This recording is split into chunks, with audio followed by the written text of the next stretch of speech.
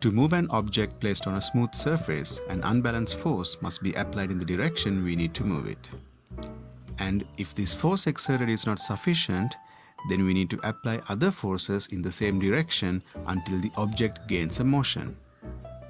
So if this object to have the same motion in the same direction using a single large force, this larger force would be the resultant of all the individual contributing forces. Therefore, when more than one force is applied, the single force that gives the same result as of all the contributing forces is known as the resultant force of the individual contributing forces. The result of a force changes according to the point of application and the line of action. The line of action is the direction of a force applied. And depending on the line of action, forces applied on the object can have various directions. When the forces acting on an object are having the same line of action, they are called col-linear forces. And when two parallel forces acting on two different points, they are called parallel forces. And the other one is inclined forces, where the lines of action are inclined to one another. Now let's see how the resultant of col-linear and parallel forces are calculated. Well, force is a vector quantity. So force is fully described with its direction. Up and right directions get positive values and down and left get negative values. So the resultant force is the net value of all the forces applied to a body. Here you have two col-linear forces. 5 newtons acting in the right direction is positive 5 newtons. Resultant is the sum of individual forces. Therefore, addition, and 4 newtons acting in the positive direction is positive 4 newtons. And the addition gives positive 9 newtons. So the resultant force is 9 newtons in the positive direction, in this case to the right. In the next example, 4 newtons in the positive direction is positive 4. Addition, 5 newtons in the negative direction is negative 5. And the addition of the integers is negative 1.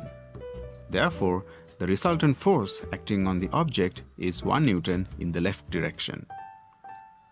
So, all you have to understand here is to find the resultant force, all the contributing forces must be added with the correct interpretation of their directions. There are 3 col-linear forces acting on this object here. Pause this video and see if you can find the resultant of the forces. Once you are done, continue the video to check the answer. The resultant of parallel forces is also calculated the same way. The 4 newtons in the positive direction is positive 4 newtons. Addition, 3 newtons in the positive direction is positive 3 newtons. And you get the resultant as 7 newtons in the right direction. Next question is for you. Pause the video and once you are done, continue watching for the answer. In this question, the resultant force is equal to 0. If the resultant force of an object is 0, the contributing forces acting on it are balanced. In other words, in order to balance forces acting on an object, a force equal to the magnitude of the resultant force in the opposite direction should be applied. So in this question, we have to find the force that is going to make the resultant force of all the contributing forces 0. There are 3 parallel forces that are already being applied, and let's consider the force that is going to make the resultant 0 is F. So when calculating the resultant, 9 newtons in the positive direction, 4 newtons in the positive direction, 7 newtons in the negative direction, and F, the unknown force, should be added together. Note that F is written neither positive nor negative since it is an unknown force. And according to the question, the resultant of all 4 contributing forces should be 0. When we solve this equation, we find that the force required to make the resultant 0 is 6 newtons in the negative direction. In O-level syllabus, you don't have to learn about calculating resultant force of inclined forces. although you need to understand that the resultant of two inclined forces and the motion of the object is in the direction between the two forces.